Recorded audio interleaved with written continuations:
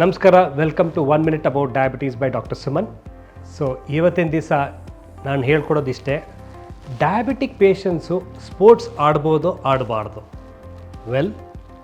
Diabetic patients ಎಲ್ಲ ಥರದ್ದು ಆ್ಯಕ್ಟಿವಿಟಿನೂ ಮಾಡ್ಬೋದು, ಸ್ಪೋರ್ಟ್ಸ್ ಆಡ್ಬೋದು, ಡ್ರೈವಿಂಗ್ ಮಾಡ್ಬೋದು, ಎಲ್ಲನೂ ಮಾಡ್ಬೋದು. ಆದರೆ ಕಂಟ್ರೋಲ್ ಚೆನ್ನಾಗಿ ಇಟ್ಕೊಬೇಕಷ್ಟೇ.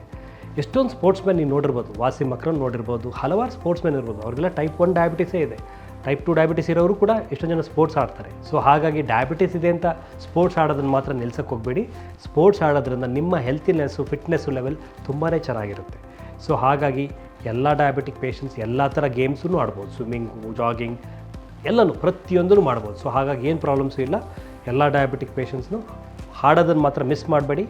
ಅದ್ರ ಜೊತೆಗೆ ಎಕ್ಸಸೈಸು, ಫಿಸಿಕಲ್ ಆ್ಯಕ್ಟಿವಿಟಿನೂ ಕೂಡ ಇಟ್ಕೊಳ್ಳೋದ್ರಿಂದ ಕಂಟ್ರೋಲ್ ಚೆನ್ನಾಗಿರುತ್ತೆ. ಬಟ್ ಎಕ್ಸಸೈಸು, ಫಿಸಿಕಲ್ ಆ್ಯಕ್ಟಿವಿಟಿ ಜೊತೆ ನೀವು ಏನಾರು ಸ್ಪೋರ್ಟ್ಸ್ ಆಡೋಂಗಿದ್ರೆ ಮಾನಿಟರ್ ಮಾಡ್ತಾ ಕಂಟ್ರೋಲ್ ಚೆನ್ನಾಗಿದ್ದರೆ ಮೆಡಿಸಿನ್ಸ್ ಕಮ್ಮಿ ಮಾಡ್ತಾ ಬನ್ನಿ.